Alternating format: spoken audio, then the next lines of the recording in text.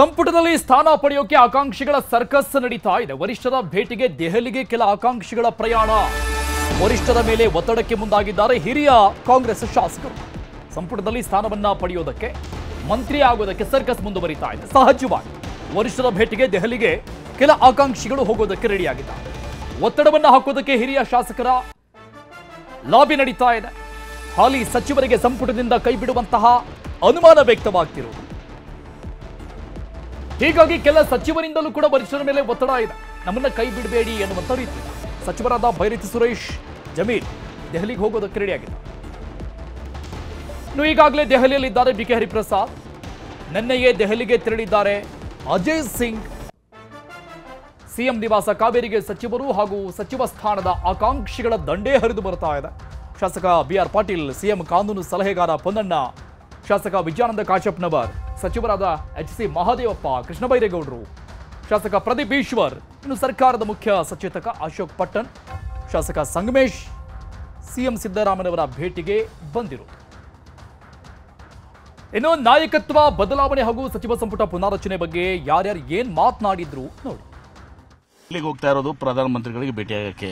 ಅಂದ್ರೆ cabinet reshuffle ಆಗಲಿ, ಈ ವಿಚಾರಗಳೆಲ್ಲನೂ ಕೂಡ ಪಕ್ಷದ ಹೈಕಮಾಂಡ್ ತೀರ್ಮಾನ ಮಾಡ್ತದೆ. ಎಸಿಸಿ ಅಧ್ಯಕ್ಷರು ಸೋನಿಯಾ ಗಾಂಧಿಯವರು, ರಾಹುಲ್ ಗಾಂಧಿಯವರು, ಮುಖ್ಯಮಂತ್ರಿಗಳು ಮತ್ತು ಕೆಪಿಸಿಸಿ ಅಧ್ಯಕ್ಷರು, ನಮ್ಮ ಜನರಲ್ ಸೆಕ್ರೆಟರಿ ಸುರ್ಜೇವಾಲಾ ಅವರು, ವೇಣುಗೋಪಾಲ್ ಅವರು, ಇವೆಲ್ಲರೂ ಕೂಡ ನಿರ್ಣಯ ಮಾಡ್ತಾರೆ.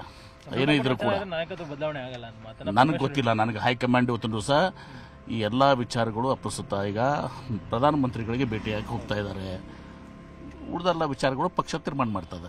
ದಿಲ್ಲಿಗೆ ಮುಖ್ಯಮಂತ್ರಿಗಳ ಜೊತೆ ಹೋಗ್ತಾ ಇರೋದು ಮೇಲಾಗಿ ಕಬ್ಬು ಬೆಳೆಗಾರರ ಸಮಸ್ಯೆಗಳನ್ನ ಚರ್ಚೆ ಮಾಡಕ್ಕೆ, ರೈತ ಸಮಸ್ಯೆ, ಆಮೇಲೆ ಇತರ ರಾಜ್ಯ ಸಮಸ್ಯೆಗಳನ್ನು ಸಂಬಂಧಪಟ್ಟರ ಜೊತೆಗೆ ಚರ್ಚೆ ಮಾಡಬೇಕು ಅಂತ ಇದ್ದಾರೆ. ಅದನ್ನು ಬಿಟ್ಟು ಉಳಿದದೆಲ್ಲ ಹೈಕಮಾಂಡ್ಗೆ, ಮುಖ್ಯಮಂತ್ರಿಗಳಿಗೆ ಬಿಟ್ಟಿರೋ ವಿಚಾರ. ಸಂಪುಟ ಪುನರಚನೆ ಆಗಬೇಕು, ಹೌದಾ? ಆಗ ಖಾತೆಗಳು ಬದಲಾವಣೆ ಆಗ್ತವೆ ಅನ್ನೋ ಸಂದರ್ಭ ಬರಬೇಕು. ಬಂದಾಗ ನನಗೇನಾದರೂ ಪೊಲೀಸ್ ಇಲಾಖೆ ಮೇಲೆ ಕೋಪ ಇದ್ದರೆ ಅಥವಾ ಇಷ್ಟ ಇಲ್ಲದೆ ಇದ್ದರೆ ಕೇಳಬೇಕು. ಇವ್ಯಾವೂ ನಡೆದಿಲ್ಲಲ್ಲ, ಇದ್ಯಾವೂ ನಡೆದಿಲ್ಲ, ಇದ್ಯಾವುದೂ ನಡೆದಿಲ್ಲ. ಆಶೆಯಿಂದನೇ ಒಬ್ಬ ಆಕಾಂಕ್ಷಿಯಾಗಿ ನಾನು ಮುಖ್ಯಮಂತ್ರಿಗಳಿಗೆ ಭೇಟಿಯಾಗಿದ್ದೆ. ಏನಂದ್ರು ಸರ್ ಮುಖ್ಯಮಂತ್ರಿಗಳು?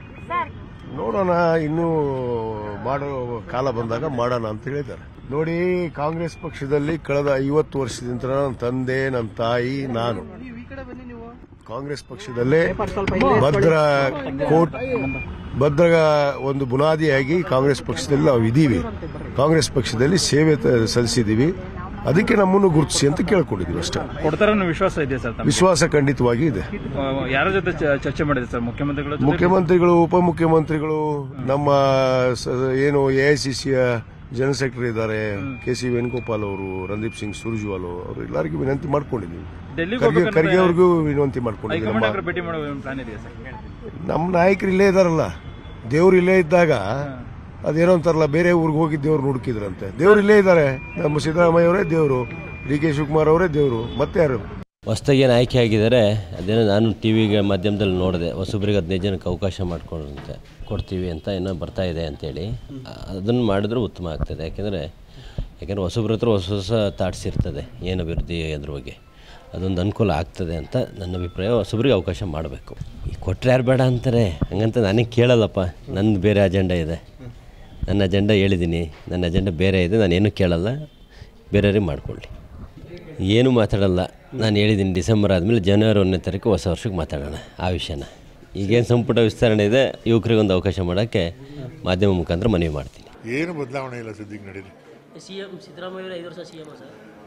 ಹೈಕಮಾಂಡ್ ಅವ್ರು ಕೇಳಿ, ನನ್ನ ಹತ್ರ ಚರ್ಚೆ. ನಾನು ಹೈಕಮಾಂಡ್ ಈಗ ಹೈಕಮಾಂಡ್ ನಾನು ಹೋಗಿದ್ದಾನ, ಅದು ಮುಖ್ಯಮಂತ್ರಿಗಳನ್ನೂ ಭೇಟಿಯಾಗಿಲ್ಲ ನಾನು. ಅವ್ರು ಬಂದ ಮೇಲೆ ಏನೋ ಸೀದಾ ಇಲ್ಲಿಗೆ ಬಂದಿದ್ದೀನಿ. ನಾನು ನಮ್ಮ ಕಾರ್ಯಕ್ರಮ ವಿಚಾರ ಮಾತಾಡಬೇಕು ಅಂತ ನಾನೇ ಫೋನಲ್ಲಿ ಮಾತಾಡಿದೆ ಅಷ್ಟೇ. ಹಿಂಗೆ ಚಾಮರಾಜನಗರ ವಿಚಾರ ಎಲ್ಲ ಹೇಳಿದೆ, ಹಿಂಗೆ ನಡೀತಾ ಇದೆ, ಮಾಡ್ತಾ ಇದ್ದೀವಿ ಅಂತ.